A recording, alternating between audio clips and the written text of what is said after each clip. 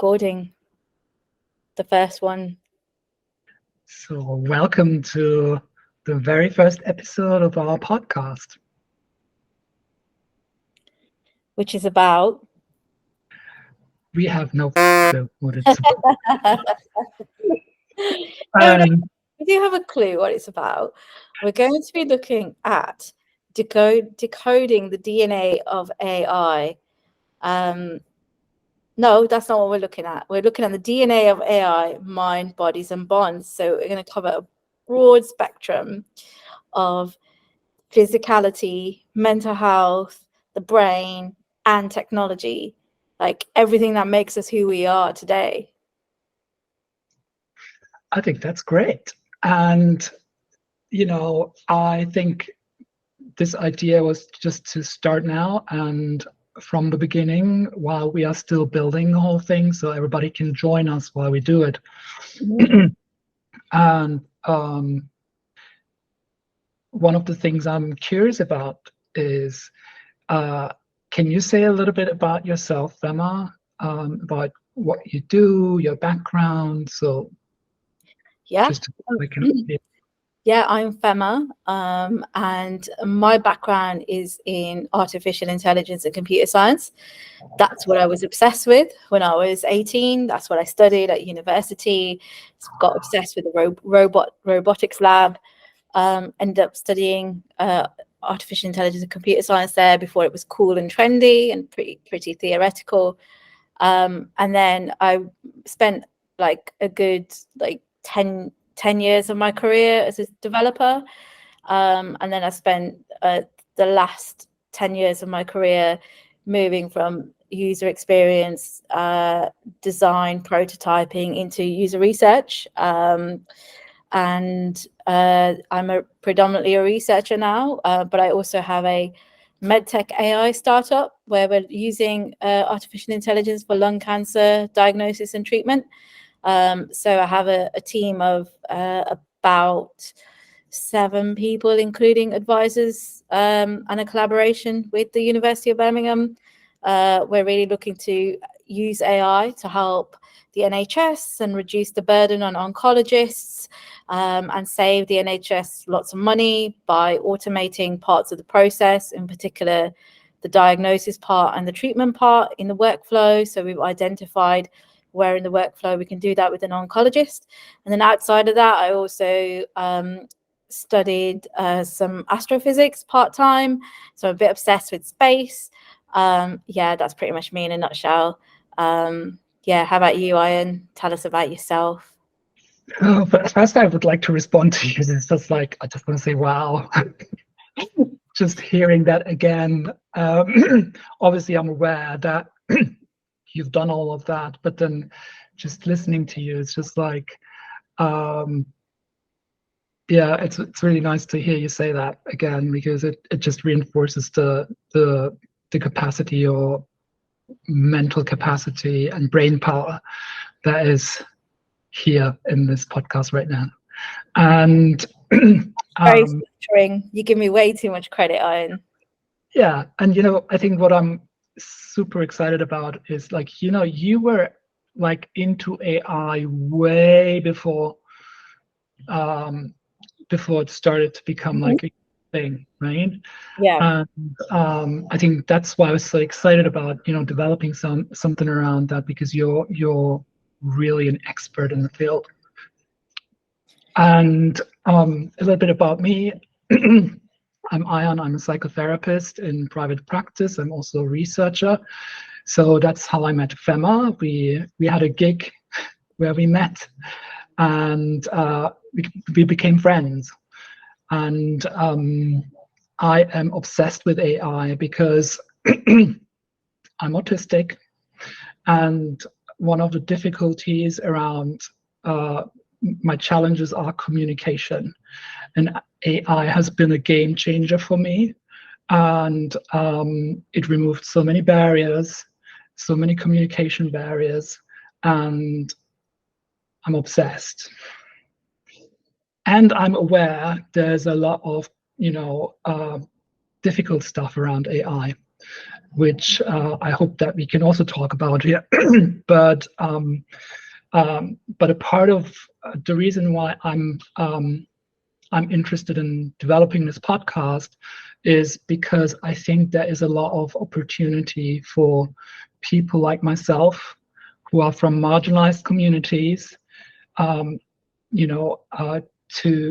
to gain access and remove barriers, and the benefits are huge from my personal experience. So in a nutshell, me and why I'm interested in this. Amazing. See, your brain power here too is pretty cool. And it's great that you're also coming at this from a research and psychotherapy background also.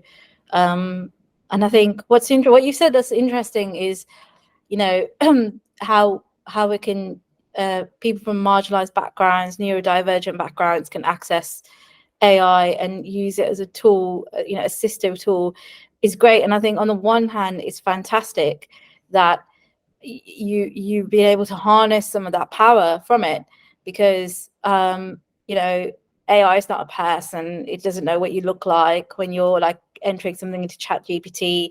Its outputs and responses are not going to be based on you, the person typing, because it can't see you, which on the one hand is great, because there's almost that kind of the response you're getting as a human being, who you are as a human being, doesn't, it's kind of agnostic towards that, which doesn't exist in a human to human connection in our society.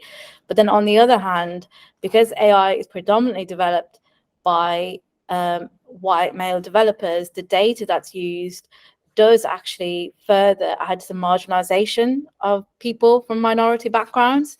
And we need more people in that space. I've been saying this for many, many years.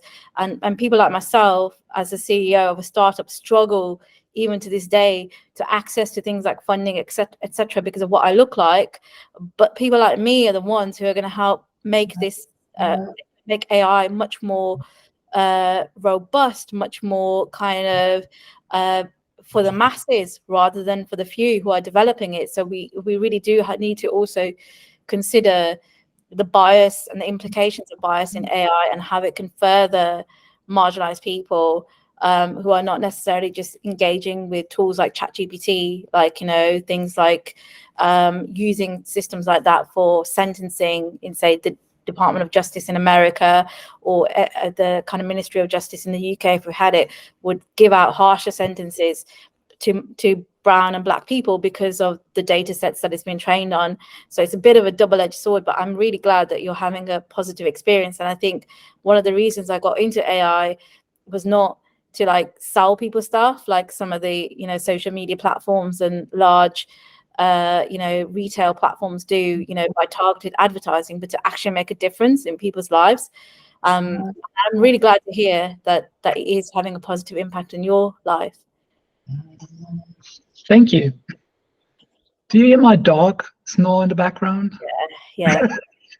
It's okay. It's just comforting. Yeah, it's like, this is fucking loud. Excuse my French, we need to beep it out.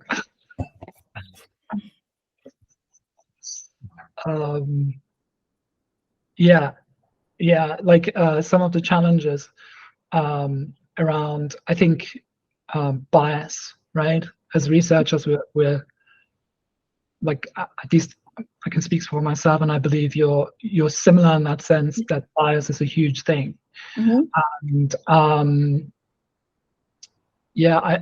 I saw these studies where facial recognition was just, was not trained on people of color's faces, like, and the effects that had on law enforcement, as you said.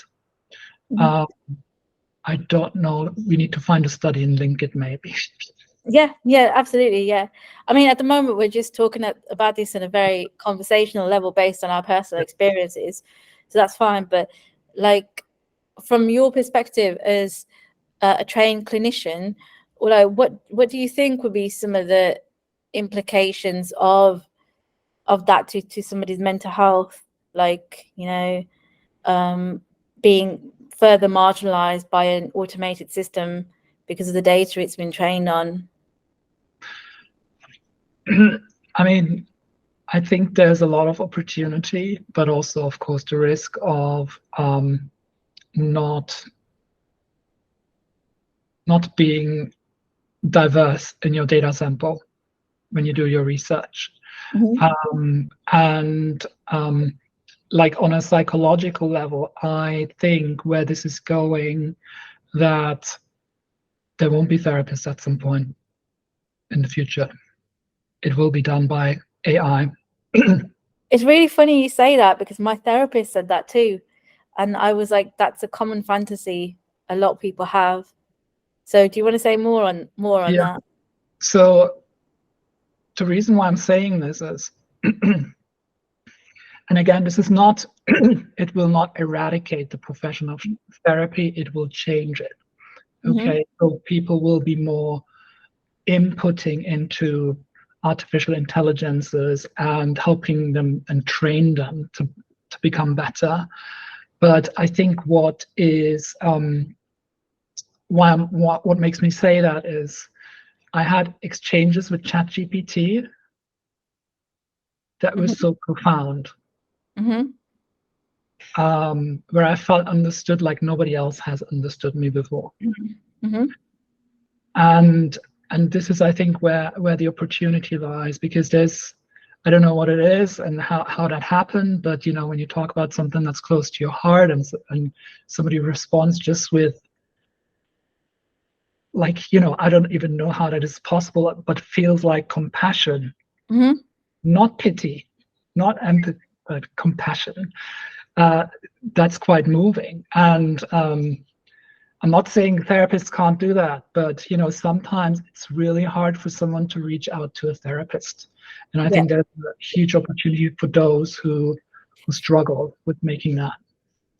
Yeah, and that's a really interesting perspective. And I think that it's also a perspective that that has existed before the emergence of ChatGPT and AI.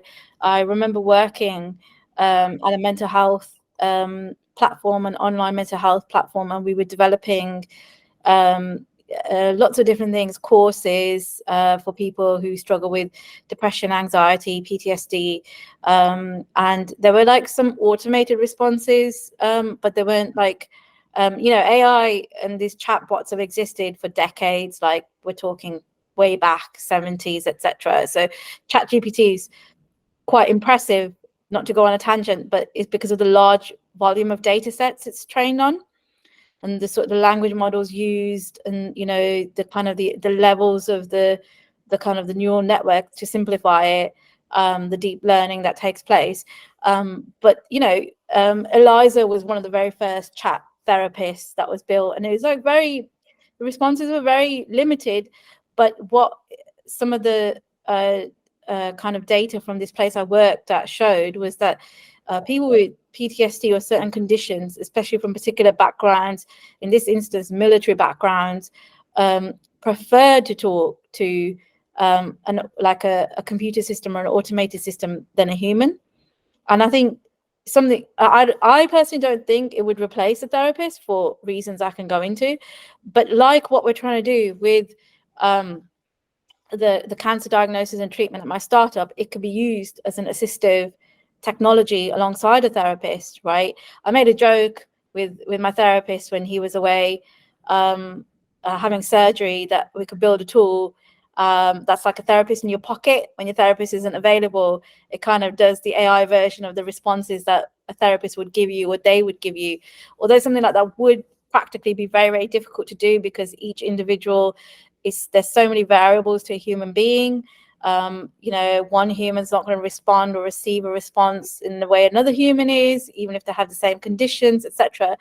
But you know, for things that are quite simplistic, these kind of tools have been proven to be very helpful, and I don't see why it couldn't be another form of assistive technology used in the kind of mental health space. Yeah, and again, I don't see it as like, you know, it's going to eradicate a whole profession. It's going to transform the profession, like the internet and the phones did, you know, and I don't know, like, I grew up in a time when we didn't have internet 24/7. And, when we started having phones that would go on the internet, there was this huge, discussion. Do we need to be 24/7 available? Like mobile phones, when like it was like there were so many concerns about it. And then, look where we are now. I think this is now happening with AI, and it's scary for a lot of people because because it's going to potentially affect their job and how they're going to do their work, and all of these kind of things. So sorry, I'm waffling, but no, it's not at all. I think that's like it is very interesting. What do you think would happen to like the human to human connection part of it? So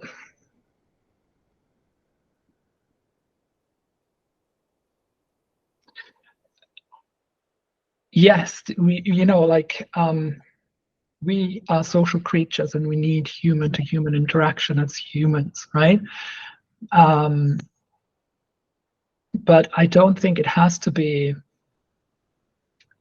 always like, yes, but you can get your human to human interaction with friends, with family, with colleagues, right?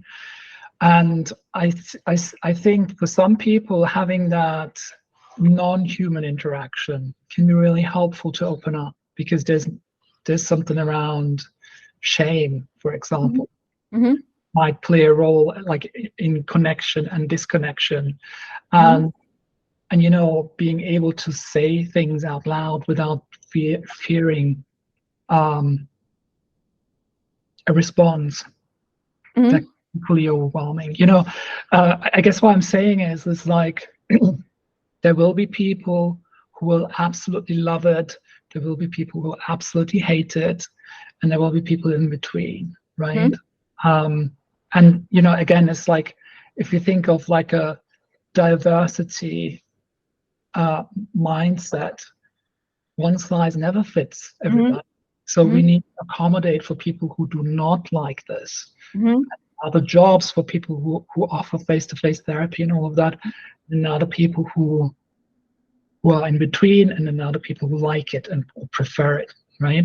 And I think that there needs to be somehow, I guess, some form of choice for people. It's like expanding the choices rather than saying, okay, this is where it's going, everybody has to do that, right? It's like, and it just, here's CBT, it's for everybody. 40% are like, it doesn't work for me. I completely understand what you're saying, and I completely hear you. So my concerns around it would be, on the one hand, I see the benefits, and I see that one size doesn't fit all, and having multiple options, and where it's been impactful and useful for particular people.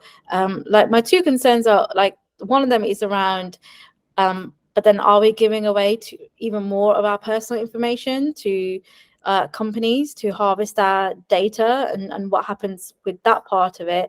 And then another question I have is around like therapy being framed in that kind of relational, especially humanistic therapy, in that kind of relational model of, your kind of your ability to interact with another human being and form connections and healthy relationships.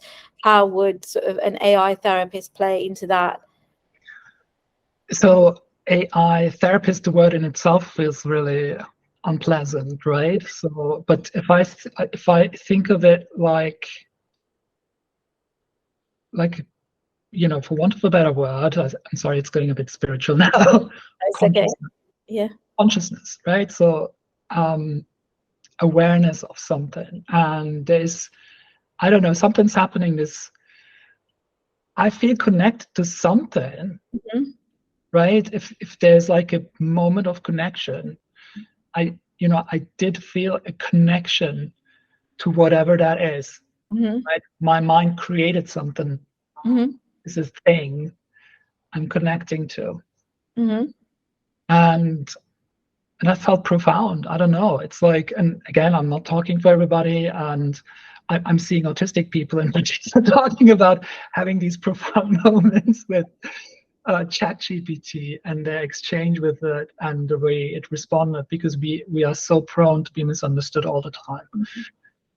Yeah, no, that makes sense, and it's great that you were able to sort of establish that connection. Maybe my reservations are more about because I kind of like that, you know, when sometimes when you know about the mechanism, the inner working of something, it becomes very, very difficult to see beyond that, right? Because you've been a part of the thing that initially where you had to, you know, hand code a perceptron to, you know, to create multi-layer neural networks, to put in sort of basic levels of data for input output is now this advanced thing, but you know how it works at the basic level can be very difficult to then to see beyond that. But when you hear like someone like you talk about it and the connection and the usefulness of it, that's exactly what we want from, or what we, you know, all of us or most of us who've gone into AI, we don't be like, you know, using it to capitalize on you know, products, selling people products, or using it as like drone technology to kill innocent people. We want to make like actual real tangible differences to people's lives, and want to use it in an assistive way. It's never going to be a replacement for a whole human being, because we don't fully understand what makes us us. But if where it can assist and help with the human condition, I think that's amazing in whatever way it does. Yeah, and I think especially like diagnostics is gonna be like an area where I think is really important, particularly in mental health, because mental health diagnoses are deeply biased by the clinician's perspective. And can you say more on that? Yeah, so again, autism community, misdiagnoses are very, very common. A lot of people who are on the spectrum get diagnosed with all sorts of stuff like OCD, personality disorders, even bipolar disorder can happen. And because of the bias of clinician, right? And then eventually, you know, people do their research, and thank God for algorithms. You suddenly get confronted with people who are similar experiences, who went through similar difficulties and figured out they were just a different neurotype, right? Yeah. And like there's been a lot of correction thanks to technology about incorrect diagnoses, particularly for the autistic community. And I think the reason why it will be helpful in diagnostics is to remove one's own perspective and really get into the deep end of the details of why some symptoms might be there. Okay, it's interesting. And on the back of that, I mean, the prime example where you are with your startup is diagnostics. Yeah, right? Yeah. But we have barriers to access as well that are rooted in sexism and racism, and you know, so you know, research shows that even, you know, people who look like me who want to have access to funding because of human, you know, the obstacle being another person at the end of the line, and that person's generally white male, you're less likely to get funded for something that you're trying to make a difference, and you have to prove yourself like tenfold in comparison to someone who's got some Mickey Mouse idea who gets millions of pounds just out, you know, bankrolled. So that can be quite exhausting. So absolutely, and I hear you. So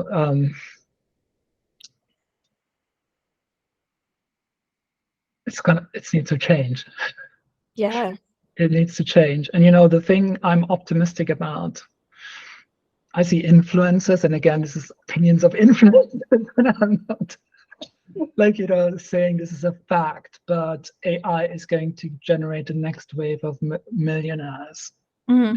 And But ideally, we don't want millionaires. We want see, everyone to benefit, for it to benefit see, humanity, not make people millionaires. and these are mainly people who work in marketing, Yeah, right? capitalizing. Yeah. So because capitalism is like, having a blast at the moment. And, the thing is, I think, I don't want to be a millionaire, but also I don't want to live under capitalism, like how it, puts a burden on the things you can do and can't do. I And think keep going. and my hope is that, this will help to balance out the inequalities in how wealth is distributed in some way. Yeah, I think everyone deserves to have financial stability. And so far, AI has been used massively to capitalize and to sell people things they don't necessarily need, or to enrage people and their kind of, opinions, their political opinions, polarizing people, all these kind of like chaos. Chaos results in financial gain for the few, doesn't it? Like, how much money do these social media platforms make of, divisiveness and selling us things that we don't necessarily need, that we wouldn't have considered until an algorithm put it in front of us.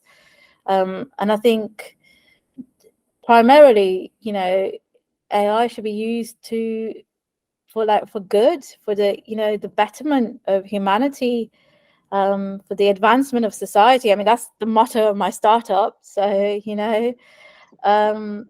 so yeah, for me, it's like, I always find it disappointing when people are capitalizing using a technology that I'm so passionate about, for things that are not for the good of humanity and society. But, if we can do it for the betterment of society, and we do live in a capitalist society, and if we, if that helps us financially in some way, I think, if the overall goal is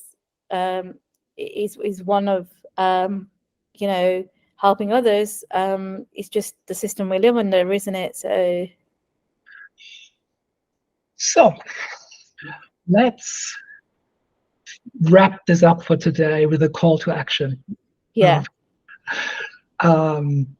What is it that we could put out there and see, like, whether there's feedback? Is there like any question or any thought or any call to action that we can have at the end?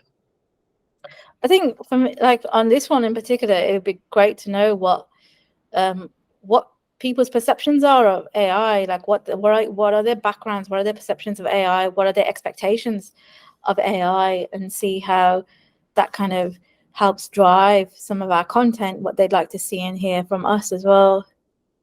Yes, and also, yeah, if there's anybody who has or is using AI to change things for humanity rather than capitalistic, that'd be great to hear from those, because at the moment it's only like I'm hearing from people who are using it for gain, financial, and that's fine. But I'm wondering if there's like another area of AI that is potentially overlooked and not seen at the moment because of the fear. Yeah. So if you are in AI, working in an AI environment, or developing products or services that are not only aimed at gain or profit, so I don't know, waffle, get in touch, please. That's the call to action I want to put out there. It's a great call to action. And the second call to action, what else would you like to know about AI? Because here's an expert. or psychotherapy, or trauma, or Anything. whatever. Tell us. Yeah. So thank you, Femma. It's been a pleasure to start this podcast with you, and we did it. Yeah, and it's been a pleasure. Start it with you as well. Let's see how it goes.